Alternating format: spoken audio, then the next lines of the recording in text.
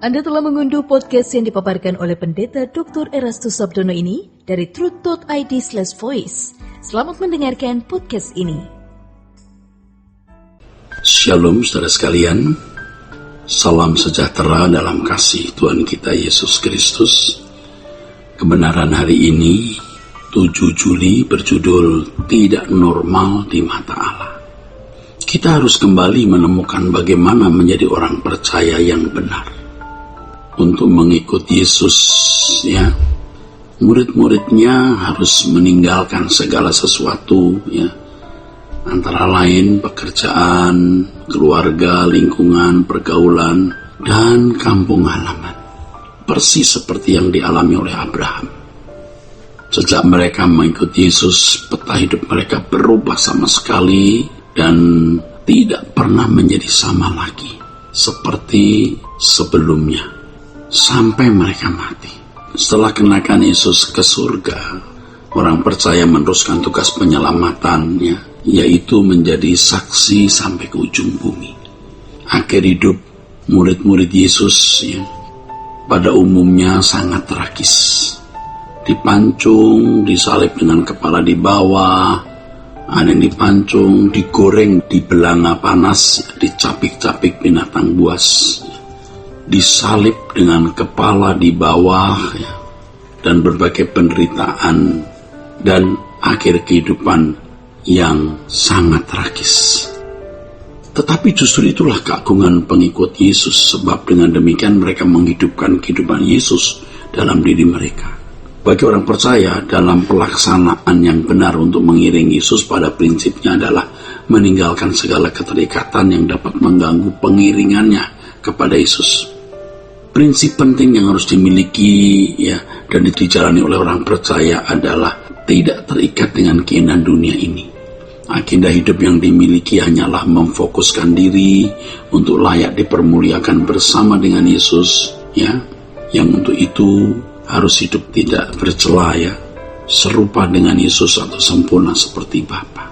Di tengah-tengah dunia yang materialistis, ya, dibutuhkan keberanian yang tinggi untuk dapat mewujudkan kehidupan yang benar atau kehidupan yang normal sebagai orang percaya.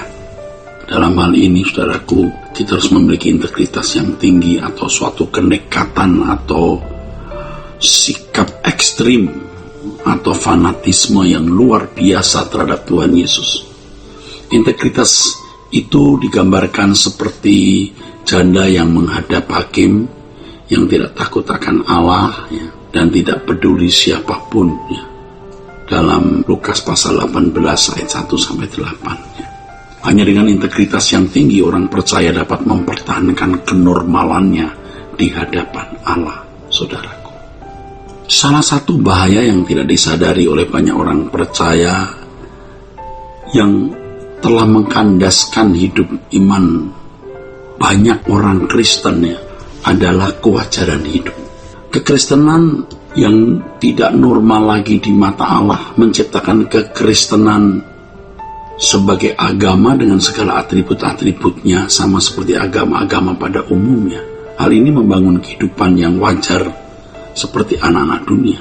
Memang kelihatannya baik di mata manusia, tidak menyalahi hukum, beradab dan bermoral, bernorma secara umum, tetapi tidak membangun kehidupan Yesus secara benar. Secara benar. Di sini kekristenan kehilangan nafas, saudaraku, atau jiwanya, sehingga tidak ada pesonanya sama sekali. Seharusnya pesona kekristenan terletak pada perilaku seperti Yesus. Tetapi karena tidak ada pesona ini, maka orang-orang Kristen seperti itu tidak pernah menjadi utusan dan saksi Kristus yang menyatakan terang yang menakjubkan.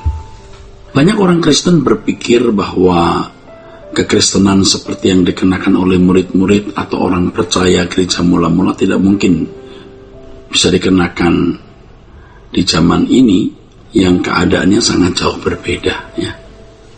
Banyak orang Kristen berpikir bahwa kekristenan seperti yang dikenakan oleh murid-murid atau gereja mula-mula tidak mungkin bisa dikenakan di zaman ini yang keadaannya sangat jauh berbeda. Ini adalah pandangan yang sangat keliru. Kekristenan itu harus dipahami sebagai kebenaran, ya, sebagai kebenaran yang memiliki dinamisitas dan fleksibilitas yang sempurna ya saudaraku. Ini berarti dalam segala keadaan, segala tempat dan di sepanjang zaman, kebenaran dalam kekristenan yaitu kehidupan Yesus bisa dikenakan. Ini harus menjadi keyakinan kita. Dalam segala keadaan, di segala tempat, dan di sepanjang zaman, kebenaran dalam kekristenan yaitu kehidupan Yesus bisa dikenakan. Dinamisitas dan fleksibilitas ya. Kebenaran Injil mestinya dapat dikenakan oleh orang percaya zaman sekarang. Tetapi kalau terjadi kompromi, artinya praktek penyesuaian diri dengan keadaan, maka dinamisitas yang sejati menjadi mati. Dalam hal tersebut, fleksibilitas tidak boleh diganti dengan sikap kompromi. Ketika terjadi kompromi antara orang Kristen dengan cara hidup anak-anak dunia, kelihatannya orang Kristen masih memiliki dinamika hidup sebagai orang beragama Kristen, tetapi sebenarnya dinamika kekristenan tidak memuat nafas atau jiwa kebenaran Injil yang sejati.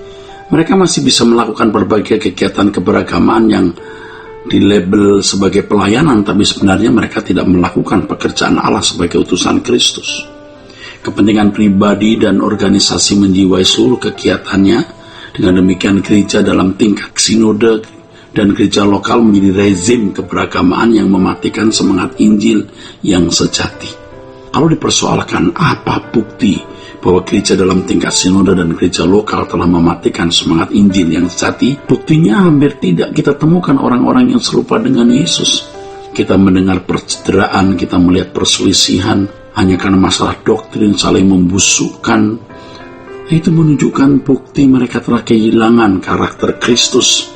Dan inilah warisan gereja sejak konsili di Nisea tahun 325. Tahun demi tahun keadaan gereja tidak bertambah baik sampai hari ini.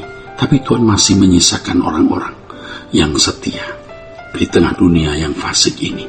Orang-orang yang berani mempertaruhkan hidup untuk mewujudkan karya keselamatan Allah dalam Yesus Kristus bagi dirinya dan bagi orang lain, yang orientasi pelayanannya adalah bagaimana mengubah dirinya sendiri dan orang lain untuk menjadi seperti Yesus. Kiranya kebenaran ini memberkati kita sekalian, saudaraku sekalian. Haleluya. Sola Gracia. Untuk berlangganan renungan harian dalam bentuk cetak, silakan hubungi Truth Literatur di nomor telepon 0878 7870 7000. Untuk mendapatkan CD khotbah, MP3 renungan Truth, dan CD album lagu produksi Sola Gracia, Anda dapat menghubungi di hari dan jam kerja di nomor telepon 021 638 60953. Tuhan Yesus memberkati. Sola Gracia.